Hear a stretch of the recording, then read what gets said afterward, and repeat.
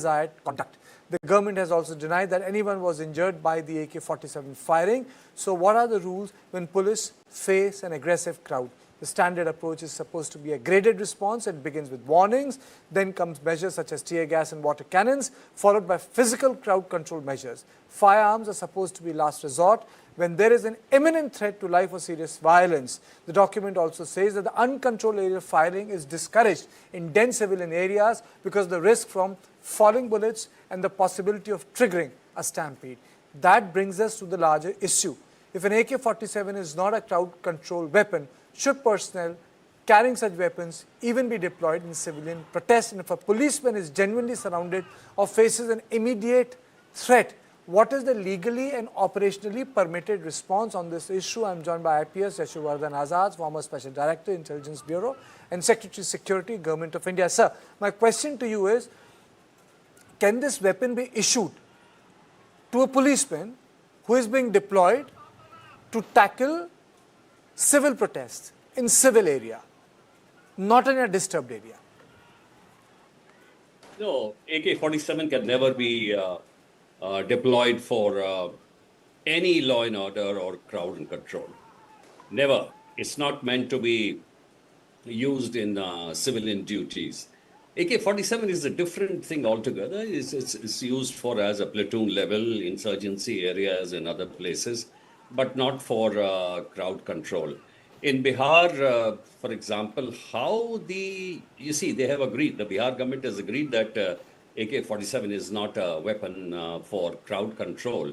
But they should explain as to why that person was over there. I mean, it's all right to suspend him, but at whose orders was he deployed at that place? And in what capacity? That's an extremely important thing, because you don't issue AK-47 from the armory for a law and order call out. So actually, that was my question. How was it issued? Deployment is the second part. The first part is it is being issued. So can it be issued for such purposes? No, it cannot be issued at all. In fact, the last part I couldn't hear. Suddenly your voice had become very low. So it is not it is not a standard issue. The equipment is issued from the armory, if at all any weapon has to be issued. And so therefore, that is a point which is correctly raised as to how that was issued and how that man using AK-47 landed up in a crowd control area where the policemen were legally deployed to counter the law and order situation. Do you think that the force response was excessive both in this case and Jantar Mantar? Well, you know, it's let's not compare both the agitations, because in Siwan, I believe there was a tremendous violence used against the policemen also.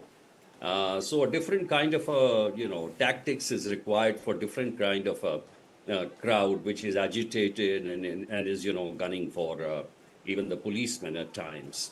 Now, as far as the question, that's a very sensitive issue. Did police go out of its what you call the SOP and used excessive and harsh methods in controlling the crowd, say in Jantar Mantar, right? That's the question you're asking me. Now, Supreme Court also has not given, after getting all the the pleas within the court has said that we will appoint a committee. I was expecting perhaps a judicial inquiry, but there'll be a committee which will go into this to assess whether the force used was absolutely harsh and way beyond the normal methods. And the Delhi police has said they had used restraint. Okay. Now, the affidavit says that he fired in the air. The reason why I'm playing these visuals are because you have spent your entire life in police force. Is this firing into the air? I'm getting these visuals repeated again. If you look at the visuals of this policeman firing, is he firing in the air? Because it's not completely vertical. Yes, it's difficult to, unless you see the entire sequence. I understand this is not exactly right, but it is at a 45-degree angle. It is basically, he's firing to scare them away because there is no direct hit. and it was also said that no one was injured. But using this weapon itself is wrong, because anything can happen. Like If this, he's- sir. This is also not in air. Yes, this is almost below the 45 degree, and Yes. at that point is not firing, virtually aiming to threat in a threatening manner. So that's exactly what I'm saying. When you use weapon of this kind, then unprofessional acts are bound to happen, because this is not something which is used for crowd control. You asked about my experience. Throughout our experience in most violent districts where agitations used to take place between 77 and 80, we never fired even once. We used to be hit. We used to also bleed. But then at the end of the day, it was just like any other law and order situation.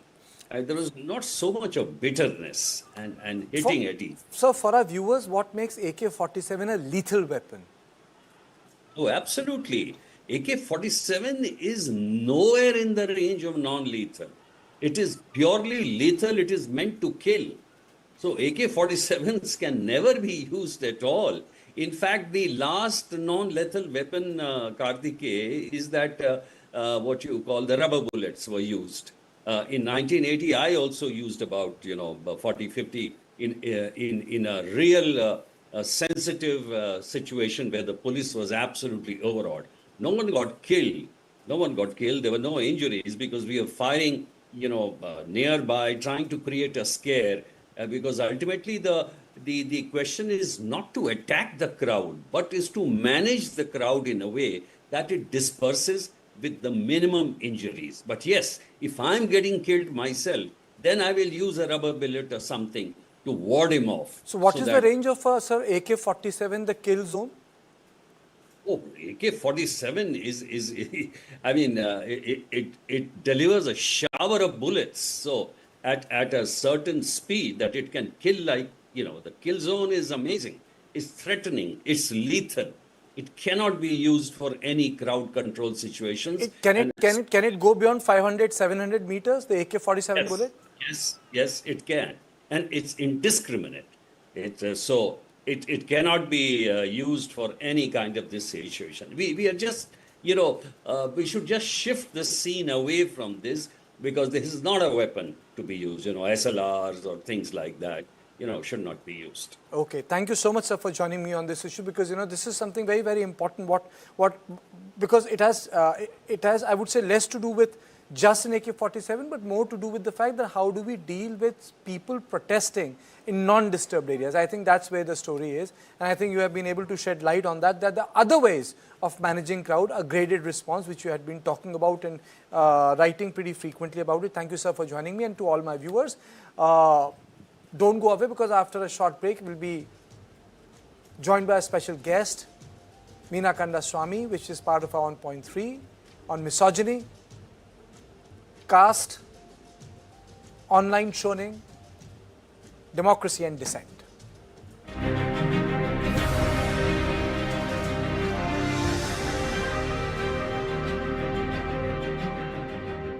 Last time Kashmir गई थी ना, वहाँ खाया शहद, पर उसके लिए कश्मीर जाना पड़ेगा। अरे कश्मीर क्यों जाना, कश्मीर ही यहाँ आ गया।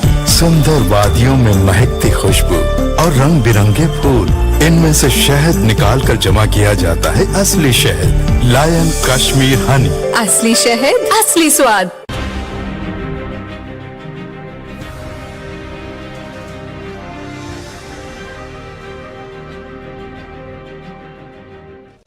India's digital landscape has transformed the way we communicate, but it has also created new spaces for abuse, misogyny, and political polarization.